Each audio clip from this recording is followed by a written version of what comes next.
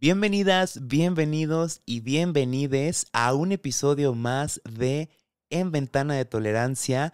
Y yo estoy que no lo puedo creer, el día de hoy tengo una invitada que viene desde España y que a lo mejor sé que no requiere una presentación, pero tengo que presentarla. Está con nosotros la doctora Anabel González. Doctora, muchísimas gracias por estar aquí el día de hoy con nosotros. Encantada de estar por aquí con vosotros. Gracias.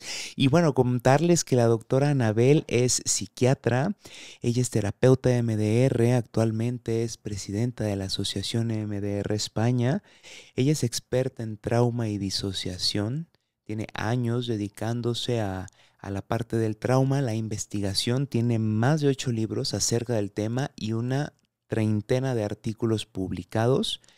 Y bueno, eso hace un trabajo sorprendente para todos los que vamos incursionando y los que ya llevan tiempo, porque ha puesto en alto la atención en trauma basada en evidencia, y creo que eso es algo que siempre nos hace falta en la parte clínica, en la parte salud mental, eh, poder recargarnos en aquello que está basado en la evidencia para evitar pues generar un daño más del que ya pueden traer los pacientes.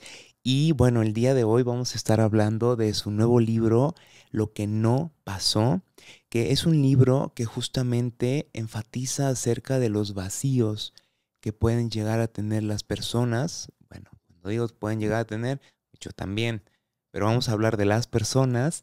Y es que hay algo que se vuelve sorprendente. ¿Cómo es que la negligencia puede ser algo que daña a una persona? ¿Cuál podría ser estas experiencias que podríamos aterrizar, doctora, sobre la negligencia y el daño que generan en las personas? Bueno, sabemos, por ejemplo, de niños que se han criado en orfanatos con muy poca atención, los daños terribles que esto puede llegar a generar. Un niño necesita estímulos, no que lo estemos agitando y sobreestimulando, pero sí va a desarrollar su cerebro en función de cómo interacciona el entorno. Entonces, si no hay interacción, el cerebro no se desarrolla. Yo creo que en cuanto al campo del trauma y la negligencia, podríamos pensar en el trauma como una herida, como un daño, y en la negligencia como una desnutrición.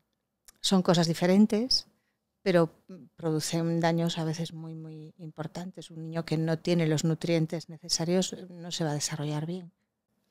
Y esta desnutrición de la que también se habla en el libro, ¿cómo se ve en una persona adulta?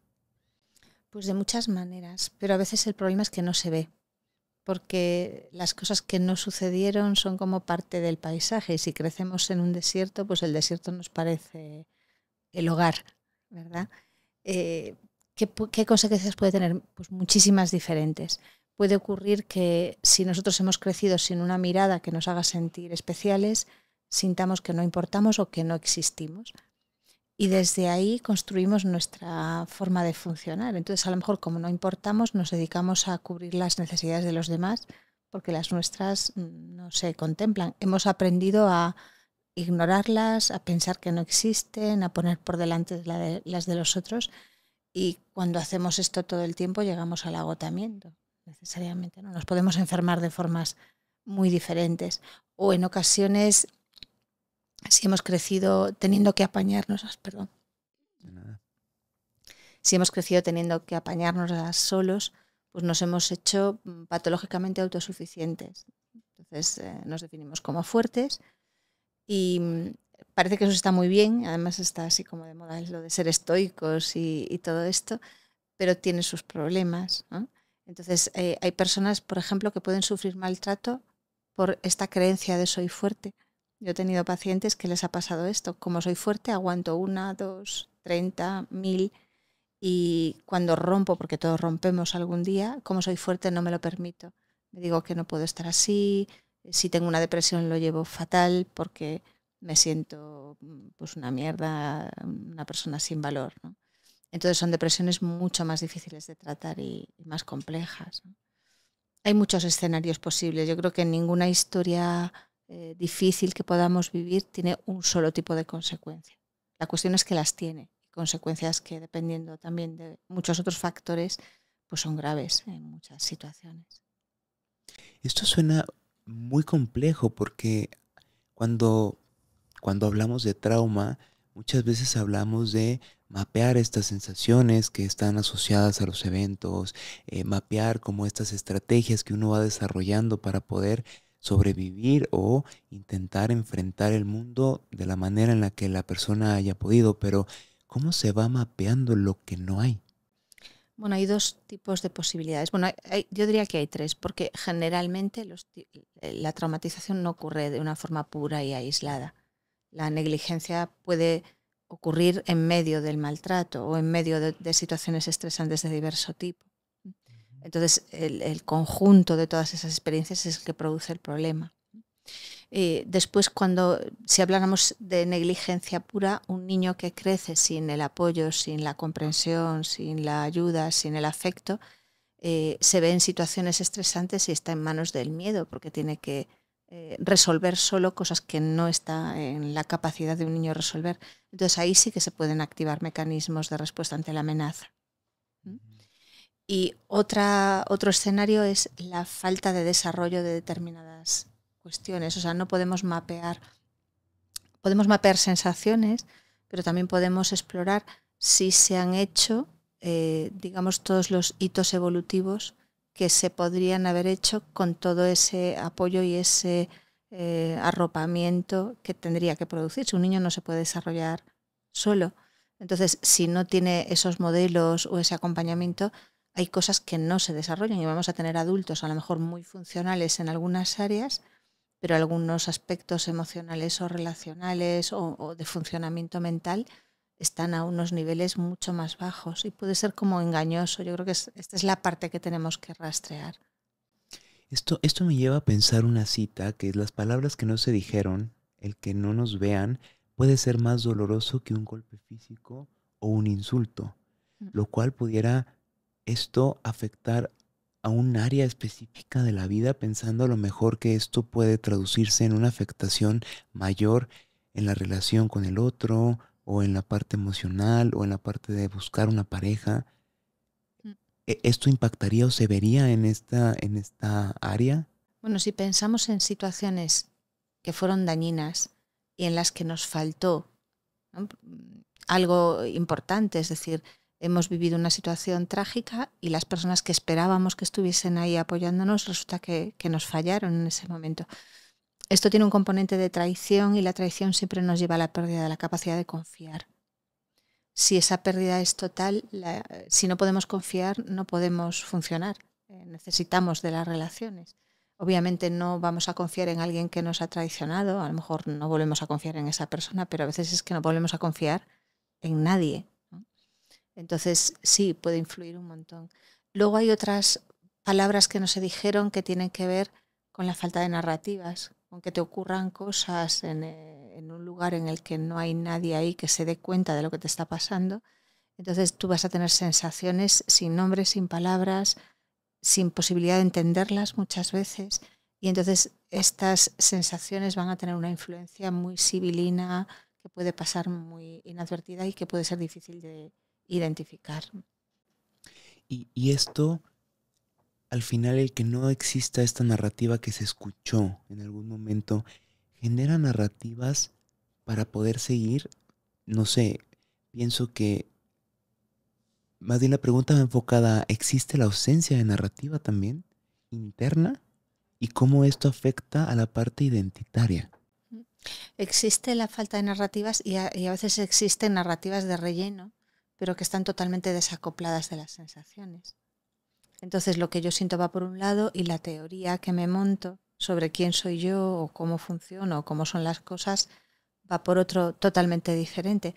Igual hasta estoy muy convencido de ella, puede que incluso más convencido de lo que sería natural si fuese una narrativa genuinamente, digamos, enraizada en lo que hemos vivido y lo que somos y lo que experimentamos, ¿no? Entonces necesitamos una narrativa que conecte con las memorias que están a un nivel más implícito. ¿Cómo afecta esto que no pasó, esto que fue una ausencia, o esto que hablábamos de la traición, cómo afecta en la confianza, en esta falta de confianza que podría tener las personas en la adultez o en la etapa en la que se encuentren, y esto que ahora está muy sonado, que es el síndrome del impostor. O sea, de repente lo hilo porque ponemos de moda un sinfín de temas, Mm. pero no sé hasta qué punto también se aprende a desconfiar. Y si eso sucede, ¿cómo se ve en las personas esta desconfianza de uno mismo también? ¿Cómo lo viven?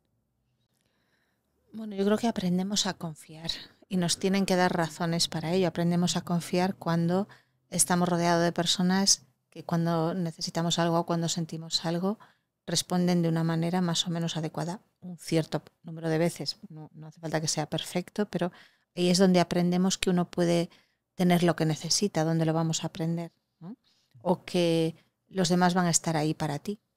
Entonces, cuando te haces adulto y tienes un problema, pues a lo mejor se lo cuentas a alguien porque tienes esa confianza en que los demás significan algo en lo que te pasa a ti, ¿no? Que puedes hablar con alguien y el otro te puede dar una perspectiva que a lo mejor te sirva o puede entenderte porque has tenido esa experiencia.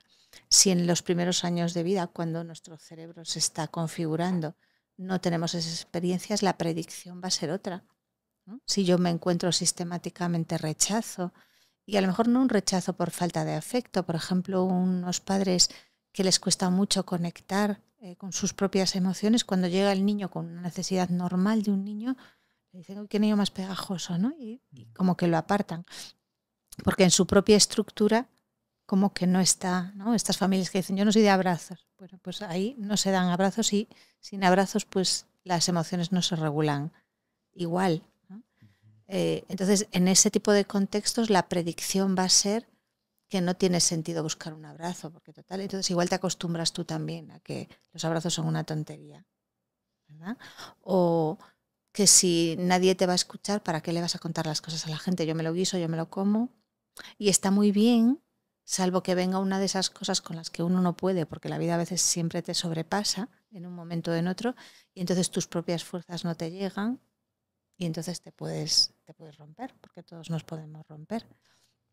Yo creo que las rutas desde una cosa a otra son muy diferentes y las podemos hacer al revés, es decir, yo puedo mirar qué me pasa ahora, ¿no? Porque tampoco nos importa lo de atrás si no fuera para cambiar lo de ahora.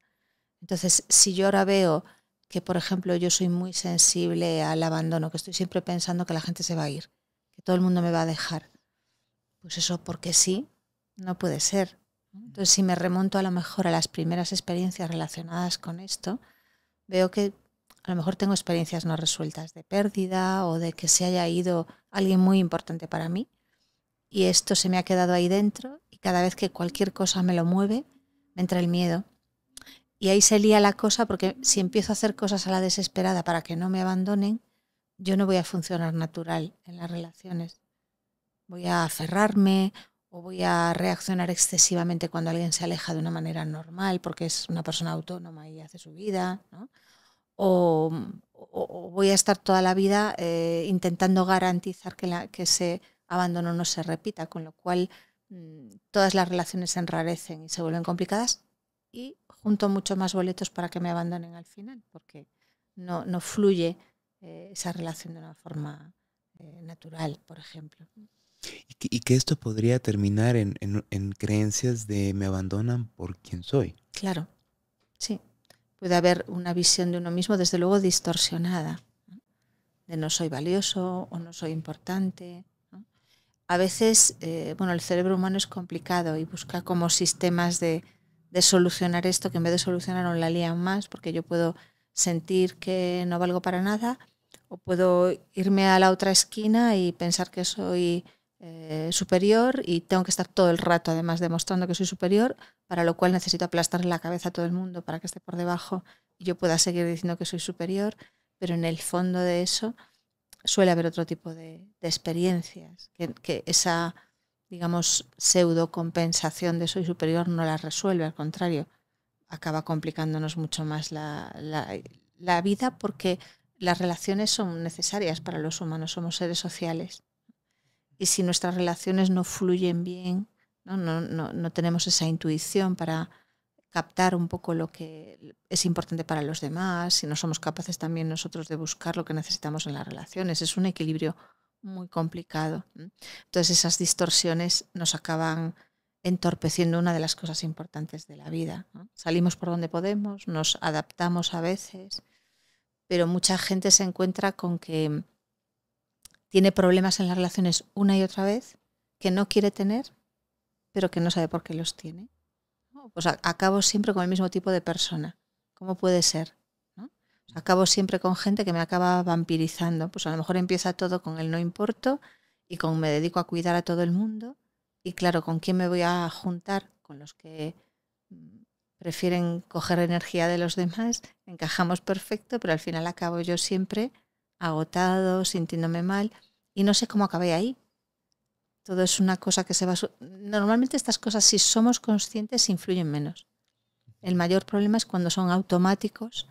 El cerebro empieza a hacer una cosa al principio de todo, cuando se forma un poco nuestros patrones de funcionamiento, y luego a lo mejor no cambia el automático nunca. Seguimos siempre funcionando y tirando para adelante, pero arrastrando este tipo de mecanismos. Y cuando hablamos de que una persona no tuvo esto de lo que estamos hablando y hace una crianza y en esa crianza se va al lado opuesto, donde entonces voy a dar exagerado lo que Sí. yo tengo a lo mejor cognitivamente que me faltó, pero al final pareciera como algo desorganizado que no da lo que se necesita, sino lo que se piensa que se necesita. ¿Esto puede generar un efecto similar o qué pasa con esta crianza? Genera otro tipo de problemas, pero claro, necesitamos ver a nuestros hijos como personas nuevas, únicas y diferentes, no como una extensión de nosotros.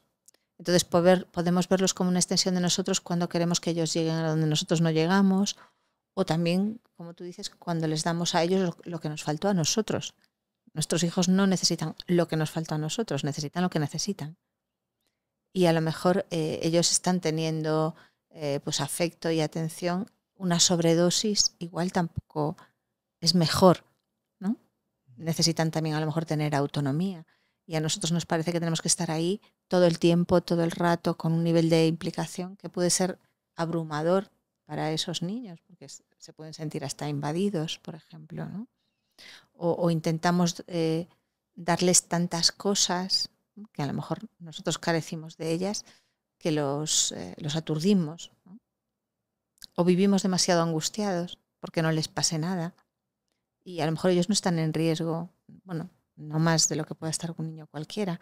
Entonces, no es una crianza relajada. Estamos siempre estresados, angustiados, preocupados, y esa preocupación se puede acabar filtrando. A ver, yo creo que no hay forma de criar a un niño bien. Creo que tenemos que hacerlo mal.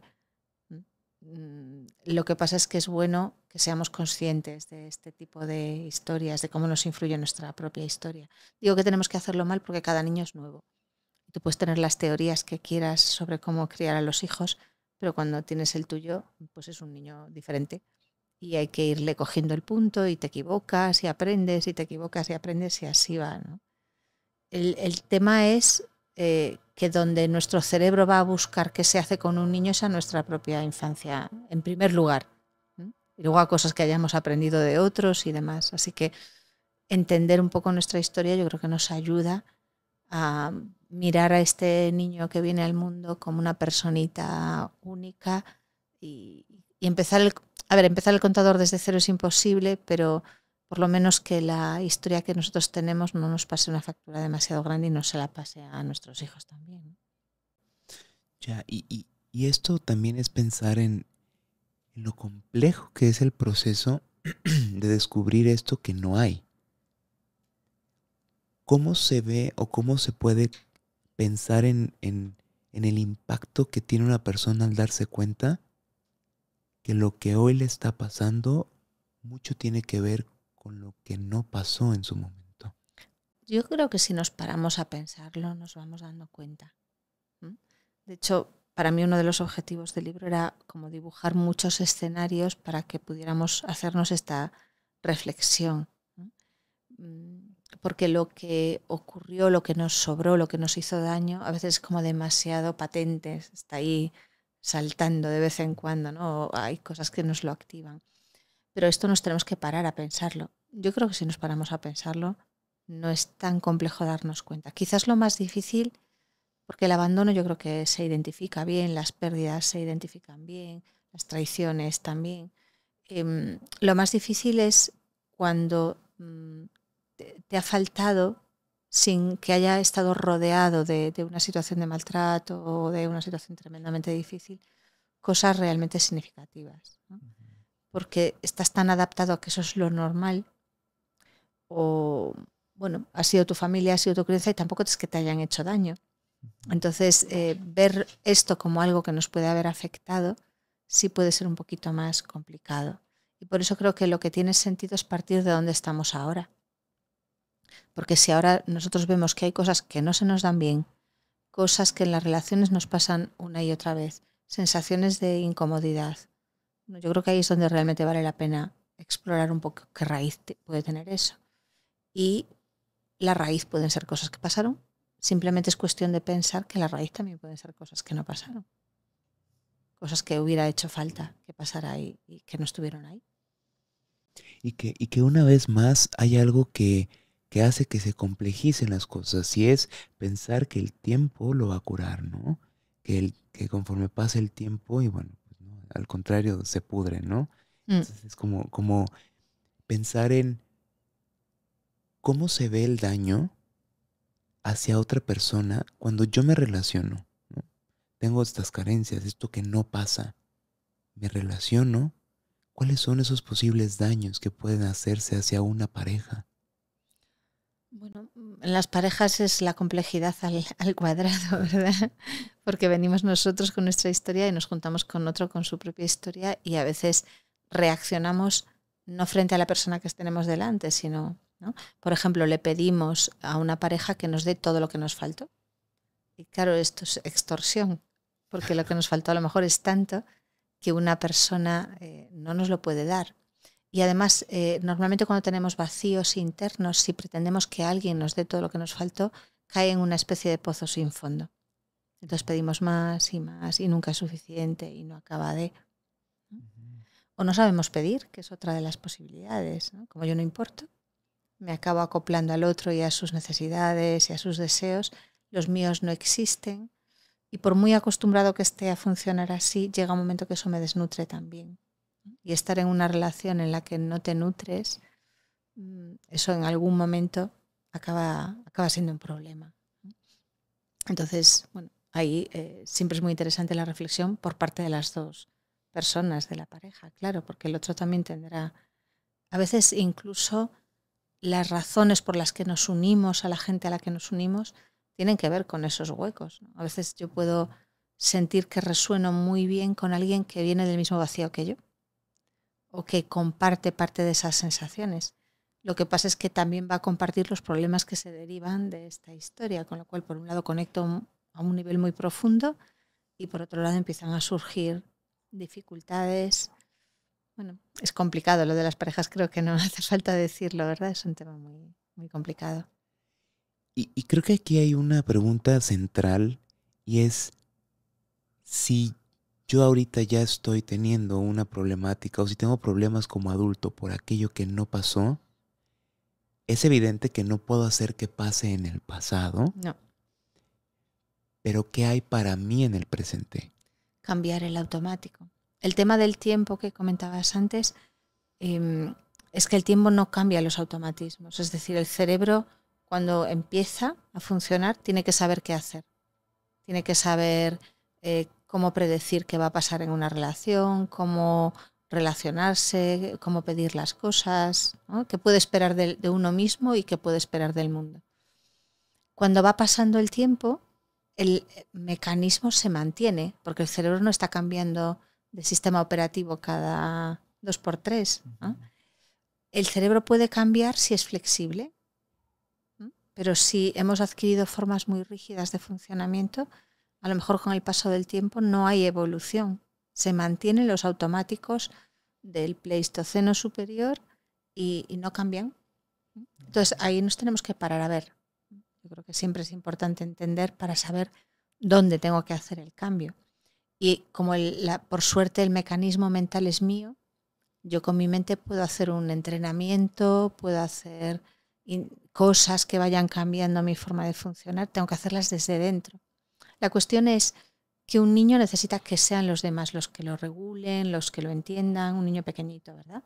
Conforme va creciendo va adquiriendo autonomía, pero el adulto ya no le vale con que otros hagan cosas maravillosas. De hecho, yo, por ejemplo, si no soy capaz de tratarme bien, no me vale que los demás me traten bien.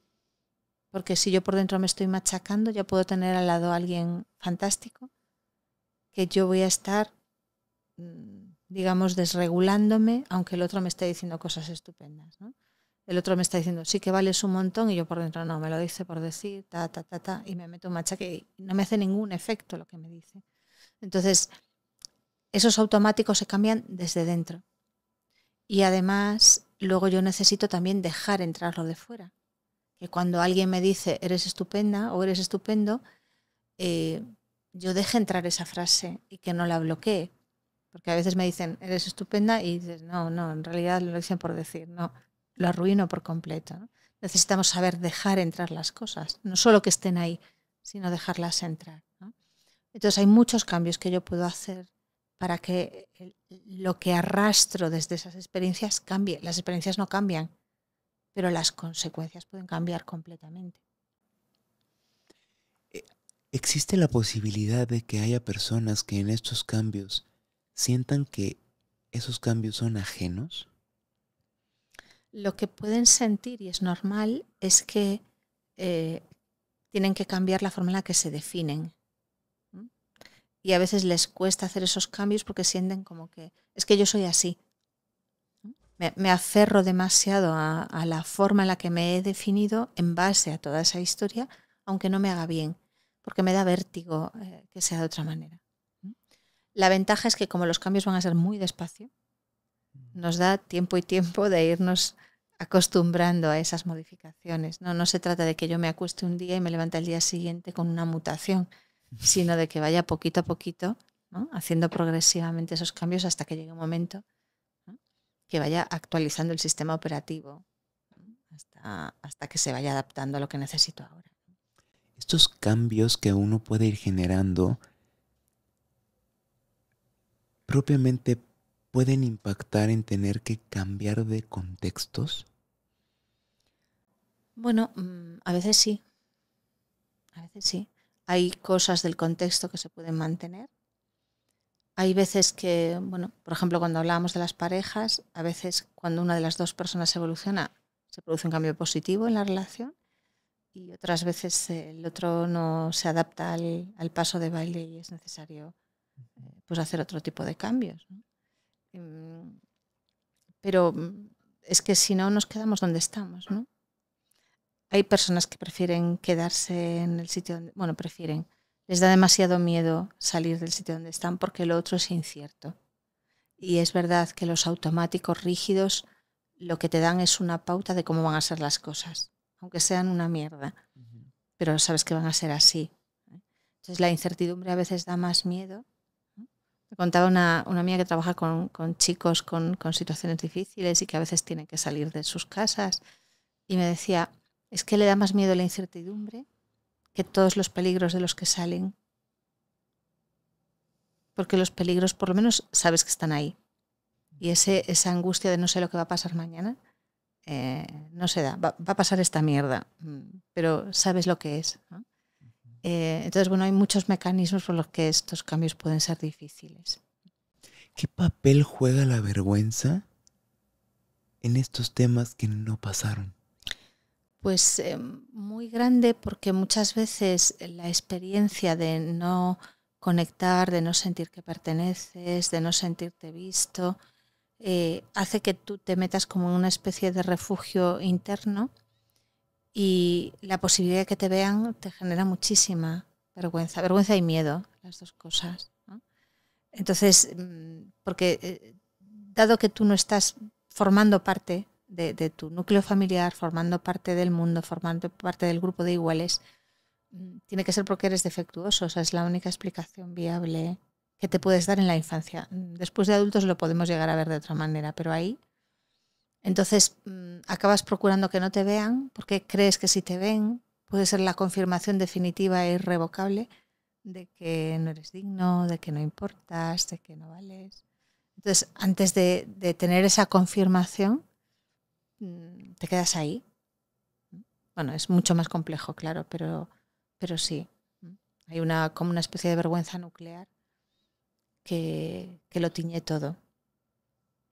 Y realmente la solución de la vergüenza es una emoción social, ¿no? Y se activa, y digamos que el castigo al que te somete las situaciones que te generan vergüenza es la exclusión. Realmente lo que necesitamos para resolver del todo la vergüenza es sentir que pertenecemos. Eso pasaría por hablar con alguien que pueda entender cómo te sientes y que pueda compartir un poco de esa sensación que tú tienes y volverte a sentir que formas parte.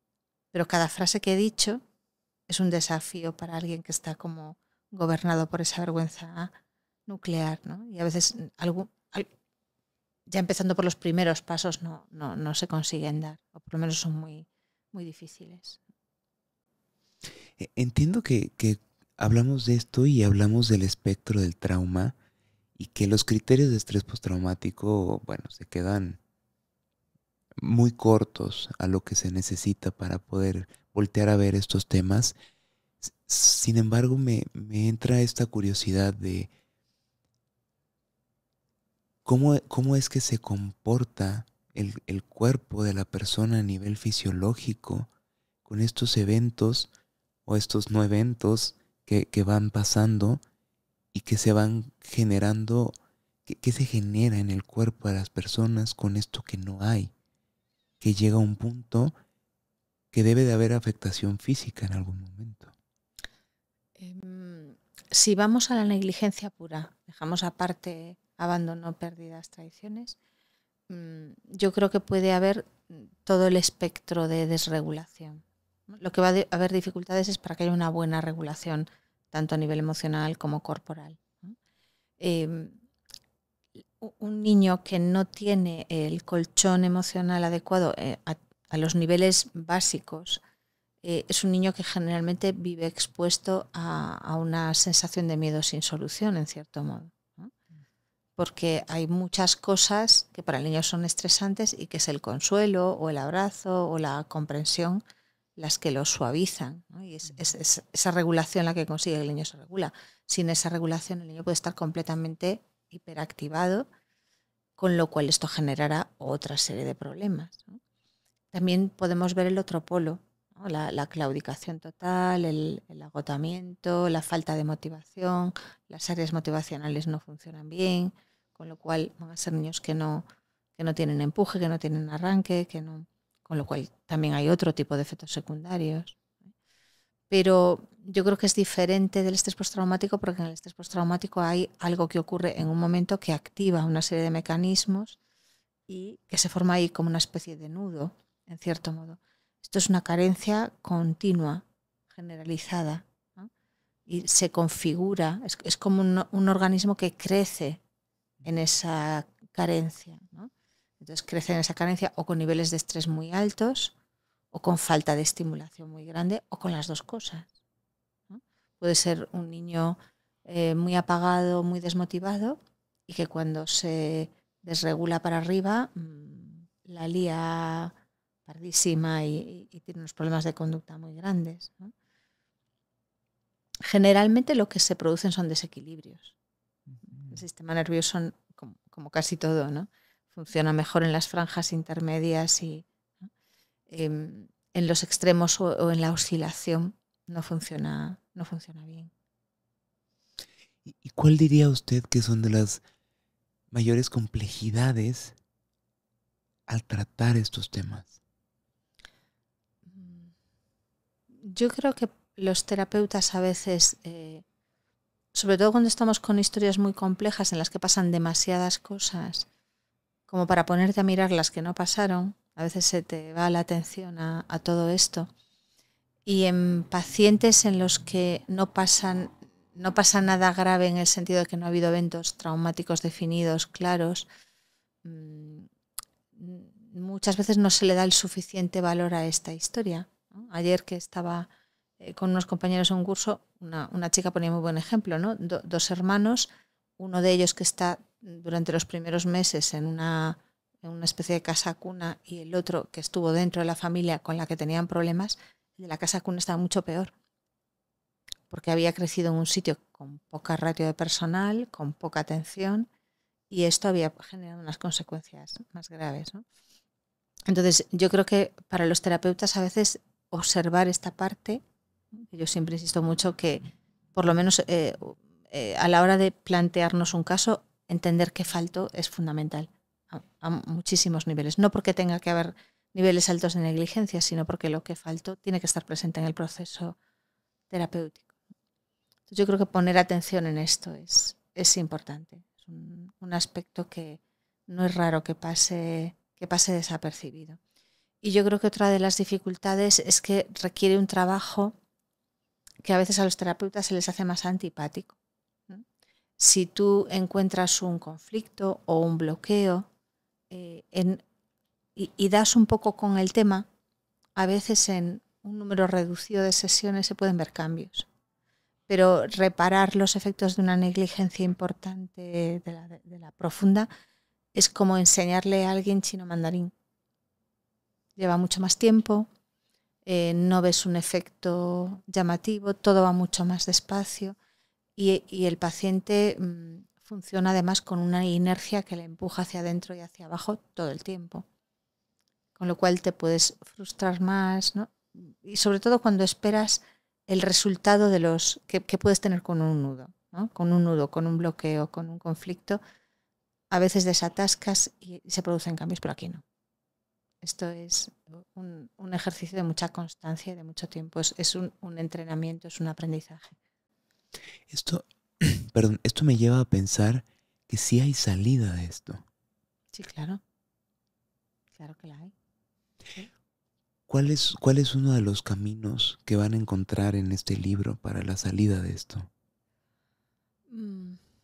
Yo creo que la idea central que tenemos que plantearnos cuando queremos reparar los efectos de la negligencia es que si identificamos qué fue lo que faltó, el trabajo es hacer crecer eso. Porque el cerebro sigue aprendiendo toda nuestra vida.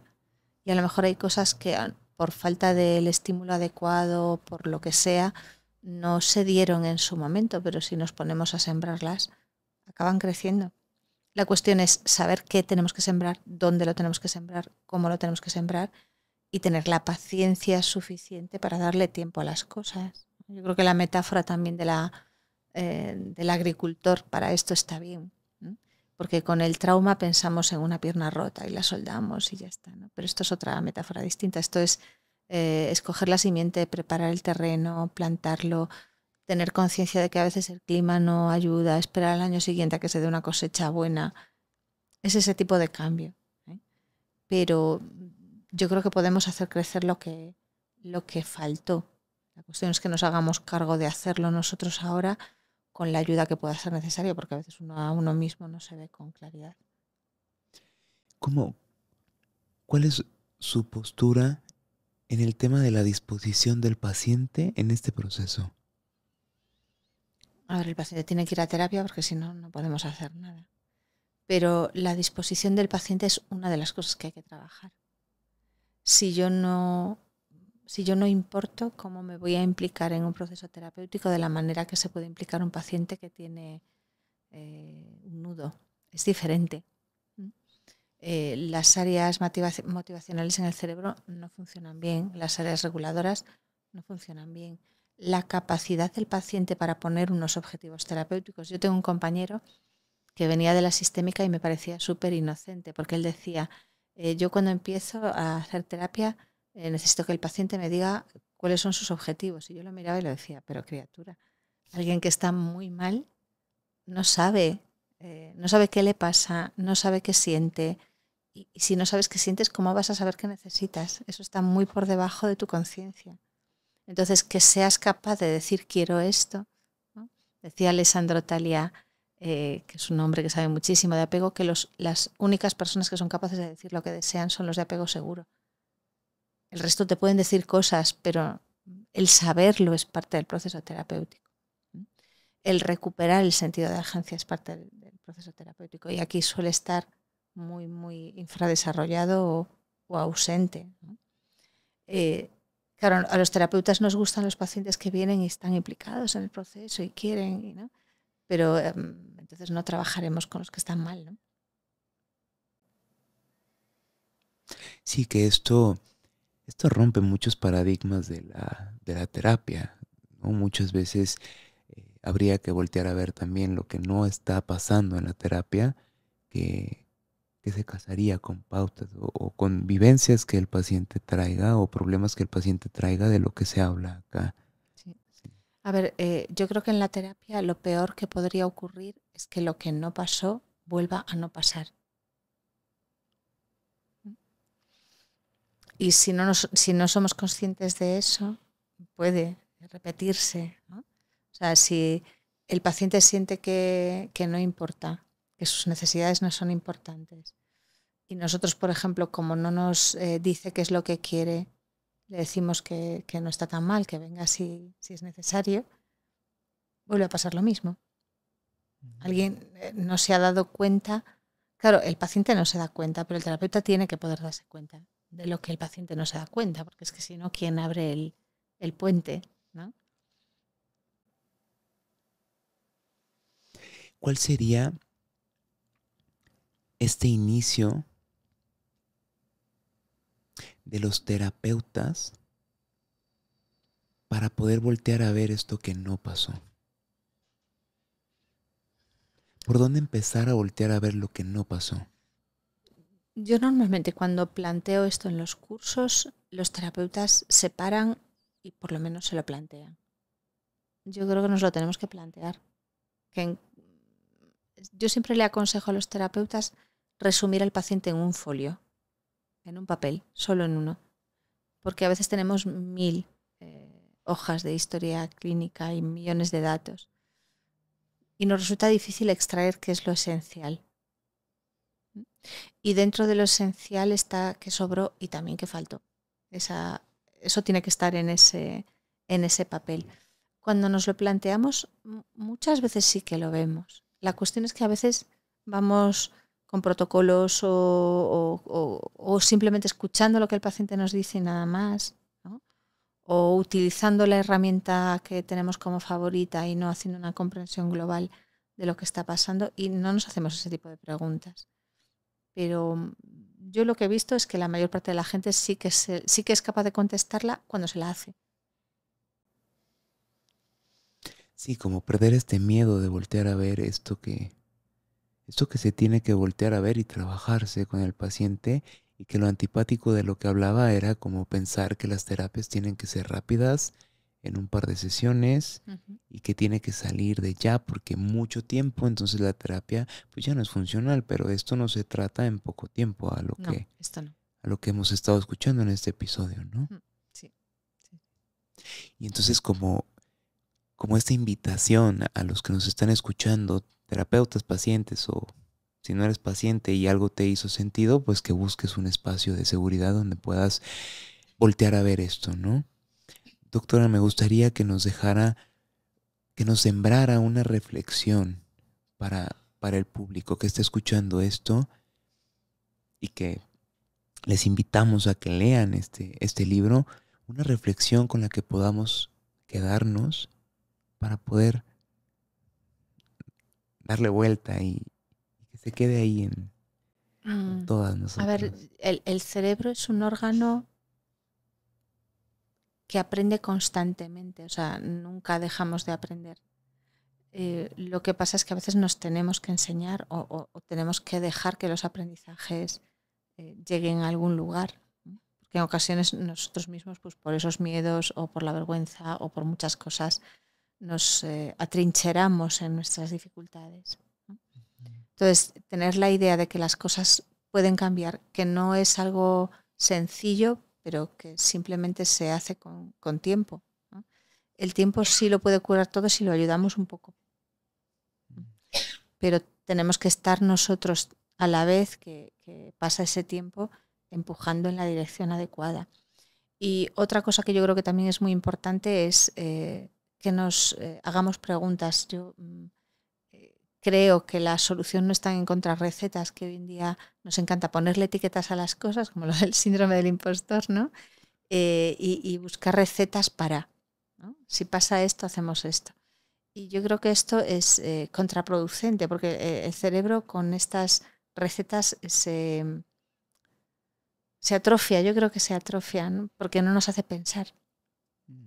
Entonces, es cierto que podemos pensar mucho y no pensar bien, pero yo creo que si nos hacemos preguntas sobre por qué somos como somos, cómo hemos llegado a funcionar como funcionamos, sin reñirnos, con cariñito y demás, pues se nos pueden ir ocurriendo ideas de cómo hacer cambios. Y nosotros a nuestro cerebro le podemos enseñar millones de cosas y siempre tiene la capacidad de aprender. Es lo que hacen los cerebros. Pues muchísimas gracias. Yo de verdad quiero agradecerle que haya estado acá, que nos esté dando de su tiempo con todo este aprendizaje que usted tiene, que usted ha generado también, ¿no? E invitarles a que puedan como leer este libro que nos va a ayudar a darnos claridad, a poder sembrar reflexiones en nosotras, en nosotros, quienes se acerquen a leerlo. Soy muy agradecido de haber podido compartir este espacio con usted. Y bueno, pues a todos los que nos escuchan, recuerden que cada semana subimos un episodio nuevo y el día de hoy estuvimos con la doctora Anabel González hablando de su libro Lo que no pasó. Yo soy Tommy Andrade, les agradezco mucho nos hayan acompañado en este episodio. Cuiden de ustedes.